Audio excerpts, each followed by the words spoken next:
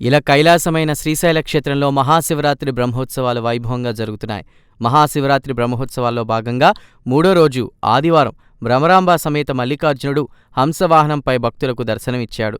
ముందుగా ఉభయ దేవాలయ ప్రాంగణంలోని అక్కమహాదేవి అలంకార మండపంలో ప్రత్యేకంగా అలంకృతులైన స్వామి అమ్మవార్ల ఉత్సవమూర్తులను సుగంధ పుష్పాలతో ముస్తాబైన హంసవాహనంపై అధిష్ఠింపజేశారు. అనంతరం ఆలయ అర్చకులు, వేద పండితులు ప్రత్యేక పూజాధికాలు, హారతులు సమర్పించారు. స్వామి అమ్మవార్ల ఉత్సవమూర్తులను మంగళ వాయిద్యాలు, కళాకారుల సంగీత, జానపద నృత్యాల నడుమ ఆలయం నుంచి వెలుపలికి తోడ్కొని వచ్చారు. అనంతరం ఆలయ రాజగోపురం గుండా గంగాధర మండపం చేరుకుని ప్రత్యేక పూజాధికాలు నిర్వహించి క్షేత్రపుర వీధుల్లో గ్రామోత్సవం జరిపారు. గ్రామోత్సవంలో విశేషంగా భక్తులు పాల్గొన్నారు. గ్రామోత్సవం ముందు కోలాటం, చెక్కభజన, రాజభటుల వేషాలు, జాంజ్ పతక్, జానపద పగటి వేషాలు, గొరవయ్యలు, బుట్టబొమ్మల నృత్యాలు, బీరప్పడోలు, తప్పెట్లు, డ్రమ్స్, భజంత్రీలు, బంజారా నృత్యం, చెంచు నృత్యం, శంఖనాదాలు మార్మోగాయి.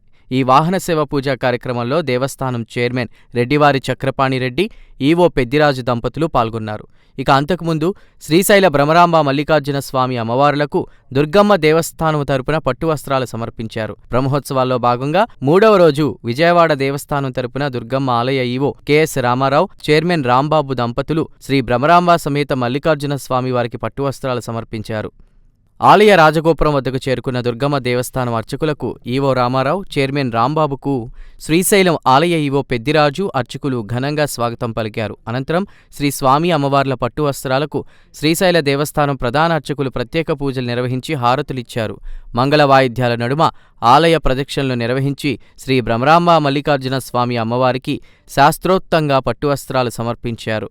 అమ్మవారి ఆశీర్వచన మండపంలో శ్రీశైలం దేవస్థానం ఈవో పెద్దిరాజు, దుర్గమ్మ ఆలయ ఈవో రామారావుకు, చైర్మన్ రాంబాబుకు, దేవస్థానం ఈవో, అర్చకులు, అధికారులకు శ్రీ స్వామి అమ్మవార్ల శేషవస్త్రాలతో సత్కరించి లడ్డూ ప్రసాదాలను శ్రీ స్వామి అమ్మవారి చిత్రపటాన్ని అందించగా అర్చకులు, వేద పండితులు శాస్త్రోక్తంగా వేద ఆశీర్వచనలిచ్చి దీవించారు.